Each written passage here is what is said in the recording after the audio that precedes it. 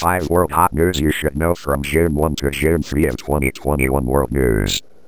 Welcome to Viet US 1040 channel, the world's hot news. Today we would like to share 5 world hot news that you should know from June 1 to June 3 of 2021 as follows. Newsletter 1. The world was shaken by the news that the US was about to publicly share 80 million doses of the vaccine. Newsletter 2. The number of deaths from COVID-19 during the day in Malaysia increased to a record high, while the development of COVID-19 in Cambodia caused alarm. Newsletter 3. Is it true that many Americans leave their jobs because they do not want to return to the office for any reason? Newsletter 4. Brazilian meat factory hacked by hackers. Newsletter 5. The Philippines is finding enough measures to help people overcome fear or the mentality of being picky about COVID-19 vaccines. Here are the details of the news. Newsletter 1. The world was shaken by the news that the US was about to publicly share 80 million doses of the vaccine. The latest news is that, while speaking at a joint press conference with Costa Rican President Carlos Alvarado on June 1, U.S. Secretary of State Antony Blinken said that President Joe Biden's administration will focus on equitable distribution of these vaccines, and there will be no political constraints on distribution.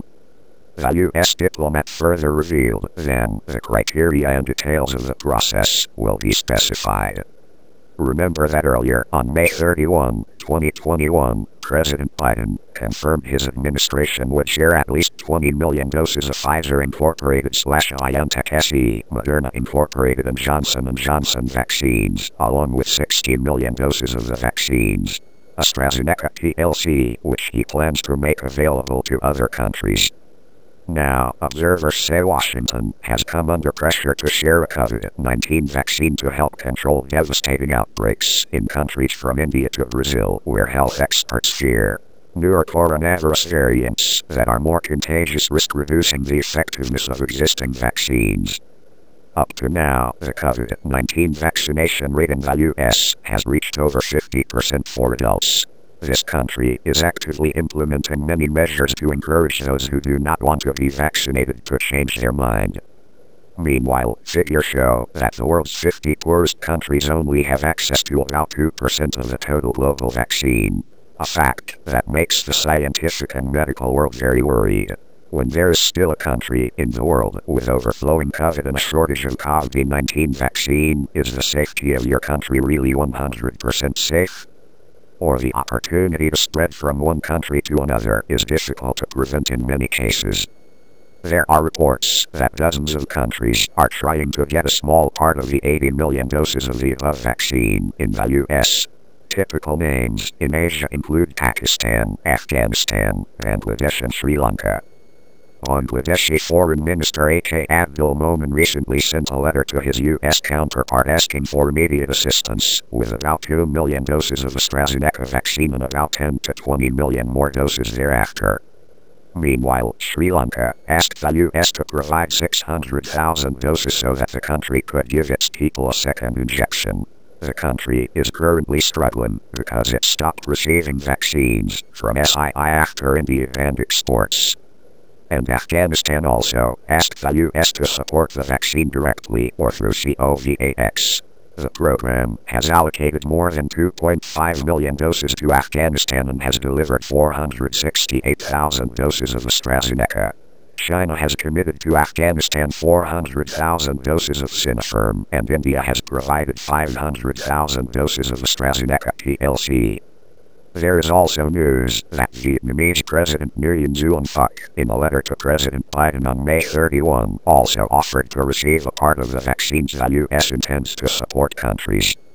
In short, it is reported that the U.S. will announce how to sell and distribute the 80 million doses of the COVID-19 vaccine that it has committed to share with the world in the next 2 weeks.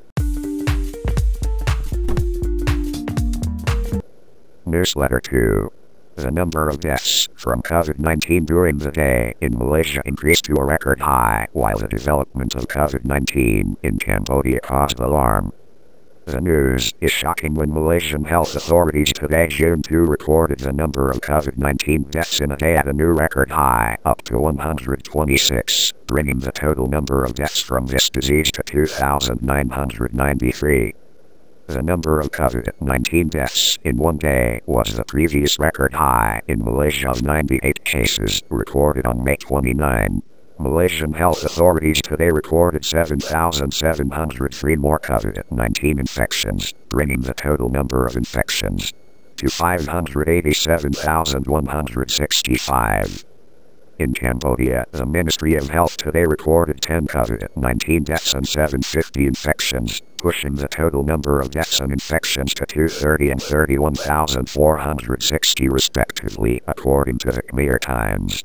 New data shows that the number of new COVID-19 infections per day in Cambodia has increased again in the past few days. Tell us that COVID-19 is raging in Malaysia and Cambodia. Besides, the COVID-19 epidemic also caused a lot of anxiety in Thailand. Thai health authorities today recorded 38 COVID-19 deaths and 3,440 new infections, pushing the total number of deaths and infections to 1,107 and 165,462 respectively.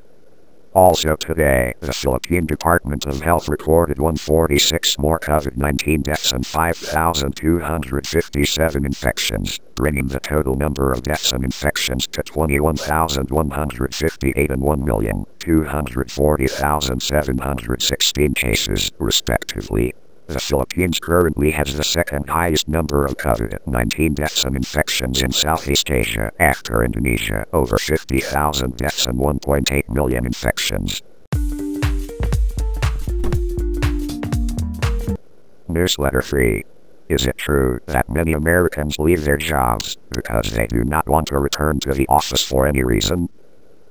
Since the outbreak of COVID in the US until now, many Americans have suddenly realized that work can be done anywhere. They do not have to spend time traveling on crowded high-speed trains that are susceptible to COVID. Many employees have quit. Others are concerned about the virus and colleagues have not been vaccinated. Those are the reasons why many Americans quit their jobs, because they don't want to go back to the office. It is still too early to conclude what the post-pandemic working environment will be.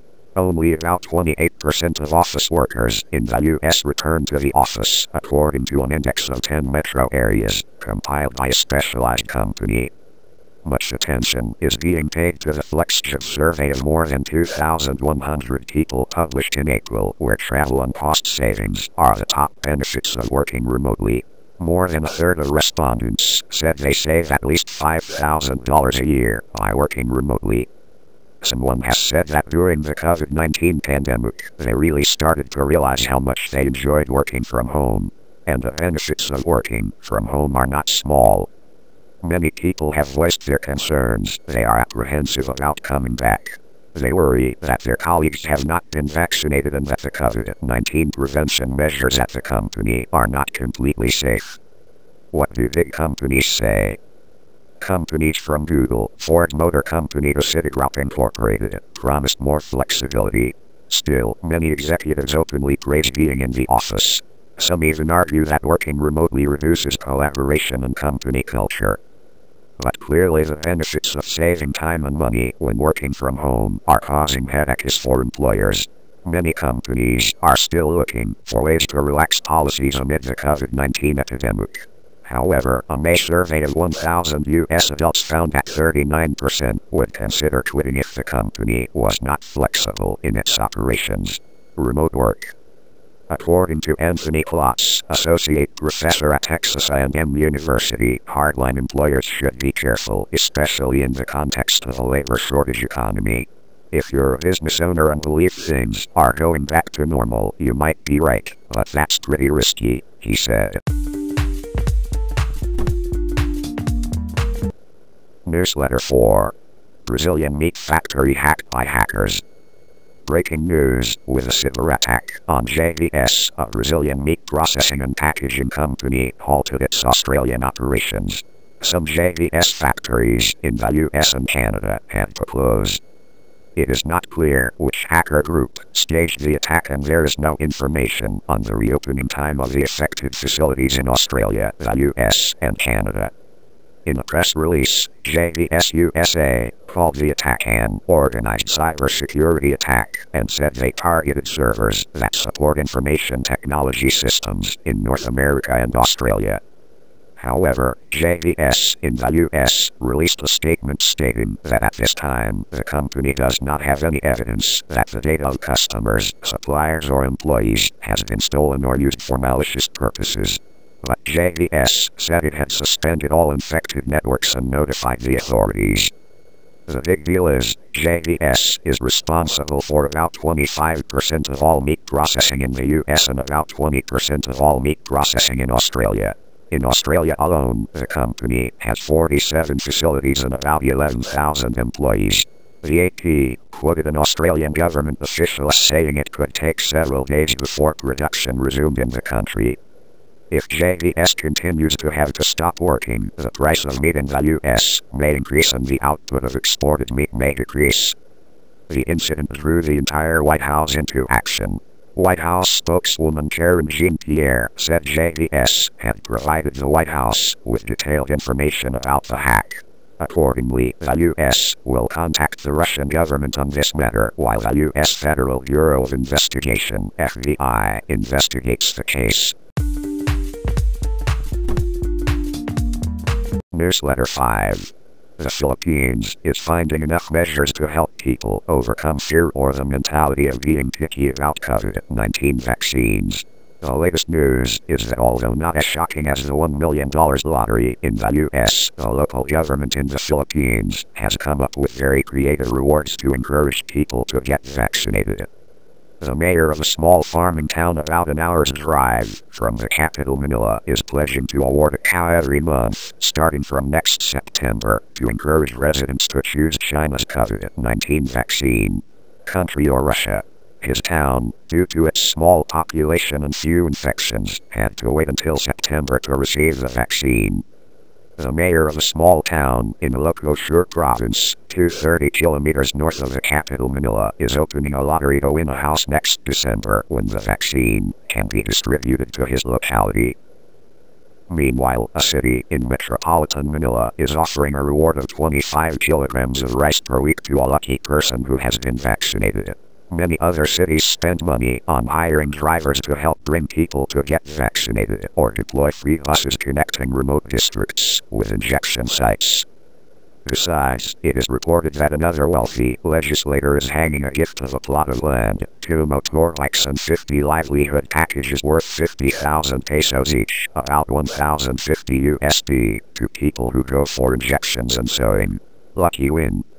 Meanwhile, shopping centers with vaccination points have given away snacks and free parking tickets to people who come to get vaccinated. Some restaurants, including fast food chain McDonald's, are offering discounts to people with vaccination certificates. Local media say the gifts are modest compared to what's happening in the US. Last week, a 22-year-old engineer won a $1 million Ohio lottery ticket that is reserved for people who have had at least one shot of the vaccine. Or for example, the state of California is dispersing $100 million in the form of a $50 prepaid card to 2 million people recently vaccinated and a total of $16.5 million in cash for all Californians. COVID-19 vaccination. Still, Philippine politicians and public health officials are hoping that the rewards can help convince people to get vaccinated. This video here is the end. Thank you for your follow-up attention. If you find that the channel's video is useful, please take a moment to subscribe, like, and support the channel. Thank you very much and see you again in the next channel video.